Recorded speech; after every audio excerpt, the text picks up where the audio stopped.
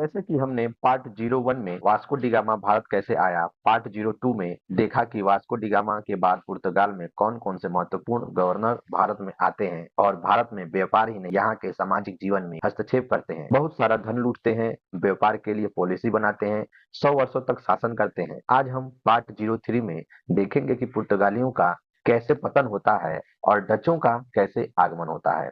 पुर्तगाली जो 100 वर्षों तक दक्षिण पूर्व एशिया में और भारत में दबदबा बनाकर रखे हुए थे। समुद्र व्यापार में इनका एक अधिकार था और धीरे-धीरे भारत में फैक्ट्री बनाने लगे।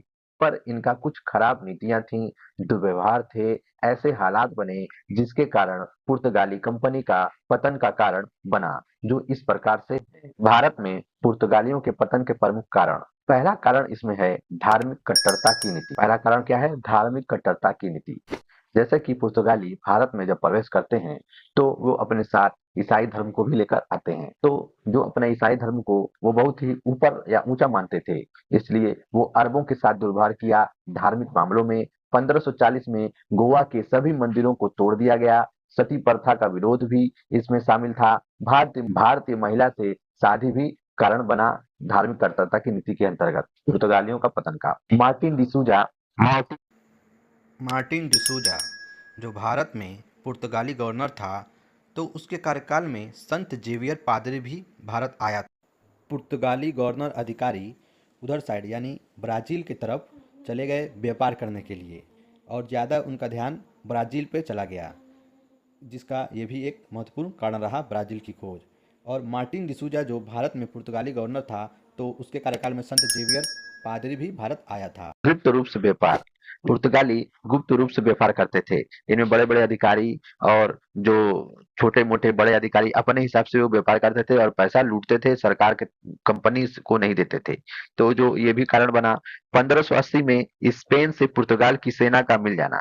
सन 1580 में स्पेन से पुर्तगाल की सेना का मिल जाना, ये भी कारण बना। और 1588 में नौसेना युद्ध में अंग्रेजों ने स्पेन को करारी हार दिया। इसके बाद स्पेन सेना तो छीड़ हुई, जो पुर्तगाली सेना उनसे जाके मिली थी वो भी छीड़ हो गई। तो ये भी एक नुकसान रहा। भारत में पुर्तगालियों के अंदरूनी मामले ने उनकी शक्ति को कमजोर कर दिया था। पुर्तगाल के सम्राट का निरंकुश होना भी महत्वपूर्ण कारण था। फिरौतिया पुर्तगाल का प्रमुख बंदरगाह था। फिरौतिया पुर्तगाल का प्रमुख बंदरगाह था, पर इन्होंने इसका राजनीतिकरण नहीं कर पाए। तो ये भी एक महत्वपूर्ण कारण था।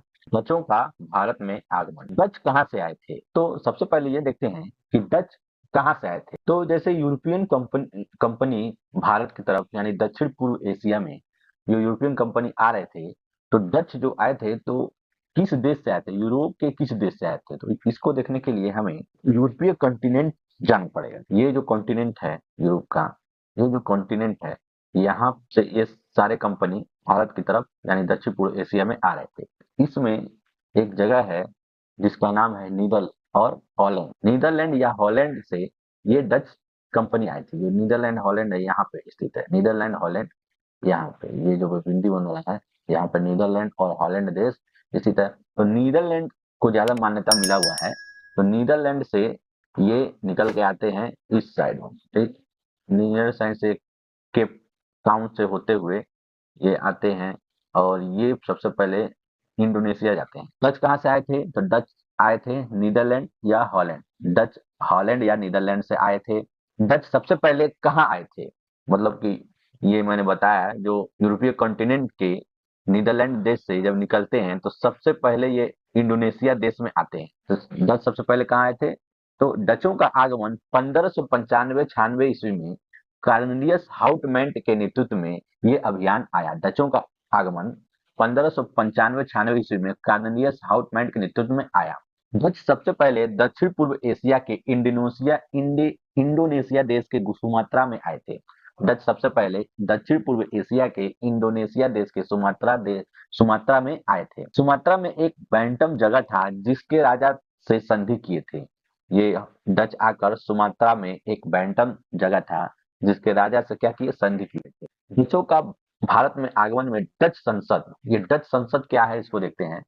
तो डच संसद में मतलब जब डच भारत आने से पहले, डचों का इंडोनेशिया आने से पहले डच संसद में एक प्रस्ताव जो 1602 में पारित किया, जिसका नाम था, एक प्रस्ताव जो 1602 में पारित किया, जिसका नाम था बेरिंग ओस्ट इंडीसे, अर्थात United East India Company of Netherlands की स्थापना किया। United East India Company of Netherlands की स्थापना किया गया।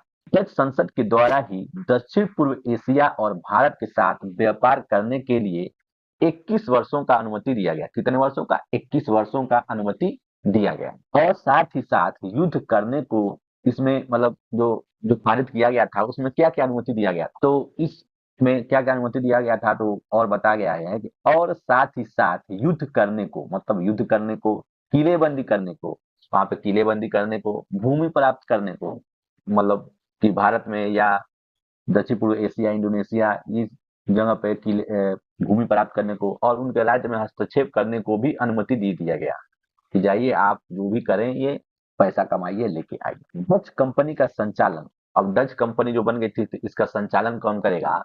तो डच कंपनी का संचालन 17 व्यक्तियों के द्वारा करना था।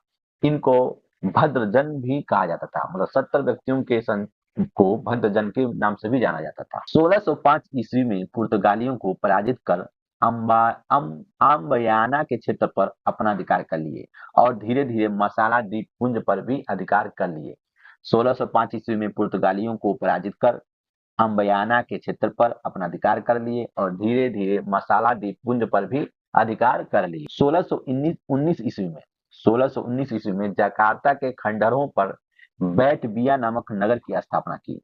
किस नगर की? बैटबिया नामक नगर की स्थापना की जकार्ता के खंडहरों पर 1619 में डचों द्वारा। जो डच संसद ने जो प्रस्ताव पारित किया था, जिन कंपनियों को मिलके ये कंपनी बनी थी, United East India Company of Netherlands, इसको बनाने में जितना पूंजी लगा था वो 65 लाख गिल्डर पूंजी लगी थी। 65 लाख गिल्डर पूंजी। डचों का भारत में आगमन में डच कंपनी की स्थापना भारत में, मतलब डच कंपनी का स्थापना भारत में कैसे होती है? तो डचों ने भारत में सबसे पहली फैक्ट्री मुसलीपट्टनम यानी आंध्र प्रदेश में 1605 ईस्वी में लगाया। डचों ने भारत में आकर जब जब भारत में ये आए तो इन्होंने पहली फैक्ट्री मुसलीपट्टनम आंध्र प्रदेश में 1605 ईस्वी में लगाई और दूसरी फैक्ट्री पुलिकट तमिलनाडु में, दूसरी फैक्ट्री पुलिकट यानी तमिलनाडु में 1610 में। तो 1605 में मुसलीपट्टनम में और 1610 में पुलिकट में इन्होंने फैक्ट्री लगाई। तो पहली फैक्ट्री मुसलीपट्टनम और दूसरी फैक्ट्री पुलिकट, ये कौन लगा रहे हैं? डच लगा रहे हैं। एक 1605 में, एक 1610 में। डचों ने अपना व्यापारिक मुख्यालय पुलिकट को ही बनाया था। डचों ने अपनी व्यापारिक मुख्यालय कहाँ बनाया था? पुलिकट को ही बनाया था। पुलिकट में डचों ने टकसाल की स्थापना की। इसी में उनका स्वर्ण मुद्रा पैगोडा ढाला जाता था। पुलिकट में डचों ने टकसाल की स्थापना की। इसी में उनका स्वर्ण मुद्रा पैगोडा ढाला जाता था, जिस पर भगवान वेंकटेश्वर जी का चित्र था, जिसमें भगवान वेंकटेश्वर जी का चित्र था इनके स्वर्ण मुद्रा पे। एग्जामों में आता है दोस्तों। फैक्ट्री और फैक्ट्री जो लगाए 1616 में सूरत में, 1641 में विमलीपत्तनम में, 1627 में बंगाल पहली फैक्ट्री पिपली में, 1653 में चीनसुरा में पहला किला, 1600 जैसे 1627 में ये बंगाल में पहुंचे। कब ये पहुंचे? 1627 में ये बंगाल में घुसे। तो वहां पे पहली फैक्ट्री पिपली में लगाई। बंगाल में पहली फैक्ट्री पिपली में लगाई 1627 में। एग्जाम में आता है ये क्वेश्चन।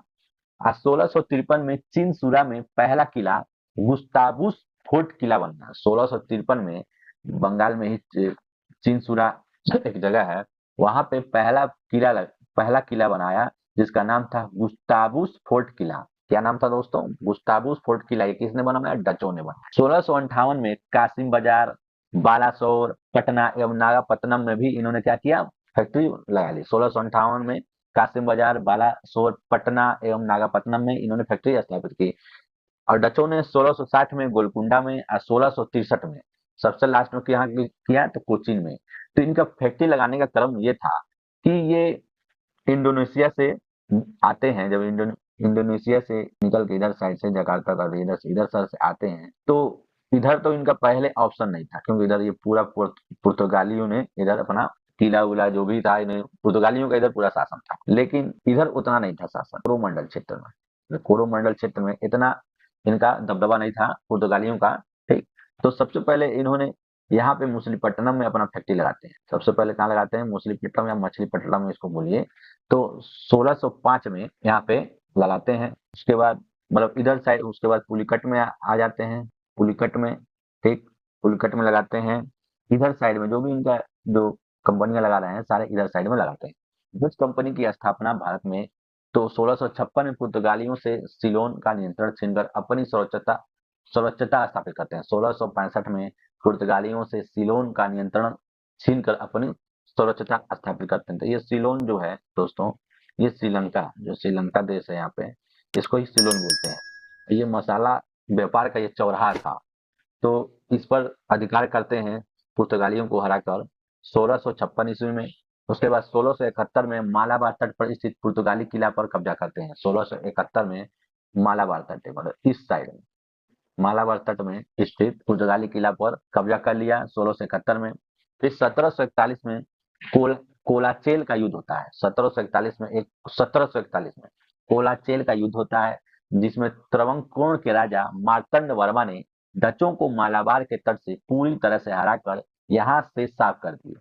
अब ये यहाँ तो पहुंचते हैं और यहाँ अपना किला उला लग बनाते हैं। तो यहाँ पे एक राजा होते हैं जिनका नाम था मार्तंड वर्मा, ठीक। तो ये बहुत ही शक्तिशाली थे, इनकी सेना भी बहुत ही शक्तिशाली थी। तो इन्होंने क्या किया कि डचों पर हमला बोल दिया। डचों को हमला बोलने के बाद इधर साइड से इन्हें क्या किया, भागा दिया। डचों को इधर साइड से क्या हुआ, भारत के इस साइड से मालाबार तट से इनको क्या हुआ, भगा दिया। उसके बाद 1757 में प्लासी का युद्ध, अंग्रेज और सिराजुद्दौला। अभी यहाँ पे अंग्रेजों का भी दबदबा ये होता है, इस साइड में अंग्रेजों का खूब दबदबा रहता है। तो 1757 में प्लासी का युद्ध अंग्रेज और सिराजुद्दौला से होता है, जिसमें अंग्रेज जीतते हैं। 1764 में बक्सर का युद्ध, अंग्रेज जो 3 मीर कासिम अवध का नवाब मुगल बादशाह से लड़ते हैं और ये भी जीत जाते हैं अंग्रेज। तो ये क्या होता है कि अंग्रेजों का दबदबा इधर बढ़ता चला जाता है। फिर 1814 में संधि होता है अंग्रेज और डच के बीच। तो अंग्रेज बोलते हैं कि तुम लोग ये इंडोनेशिया साइड में तुम लोग इधर अपना व्यापार करो, हम इंडिया पे कर रहे हैं। फिर ये टूट जाता है। फिर 1825 में दोबारा से संधि होता है। यही बात होती है कि तुम लोग इंडोनेशिया में अपना करो, हम अंग्रेज इधर इंडिया में व्यापार करते हैं। डच के राजा खुद जो उनके कॉन्टिनेंट यूरोप में, डच में खुद, डच का जो राजा खुद इनके वहां छुपने के लिए चला जाता है, क्योंकि यहाँ वहां पे उनके देश में युद्ध चलता है। तो युद्ध के डर से डच का राजा खुद ब्रिटेन के राजा के पास चला जाता है, तो वहां पे शरण लेता है। तो इस चक्कर में क्या होता है कि ये पूरे इंडिया में जो डचों का शासन होता है, मतलब डच जहाँ छोटा मोटा बच्चे भी थे, तो क्या होता है कि अंग्रेजों के अधीन हो जाते हैं। तो इस तरह डच कंपनी का भी यहाँ पे धीरे धीरे खात्मा हो जाता है अंग्रेजों को द्वारा। तो पुर्तगालियों को खत्म करते हैं डच, और डच को खत्म करते हैं कौन, अंग्रेज। इसके बाद हम दूसरे नेक्स्ट में पढ़ेंगे कि डच के खत्म होने के बाद, मतलब डचों का धीरे धीरे यहाँ से समाप्ति होने के बाद कौन आते हैं, अंग्रेज। ईस्ट इंडिया कंपनी आ रहे हैं, और ईस्ट इंडिया कंपनी के बारे में हम शुरू से कहानी के तरफ पढ़ेंगे कि वो कैसे आते हैं और भारत में उनका दबदबा कैसे धीरे धीरे फैलता है, और यहाँ पे सबसे ज्यादा टाइम तक रहते हैं और पूरे भारत पे उनका हर तरीके से नियंत्रण हो जाता है।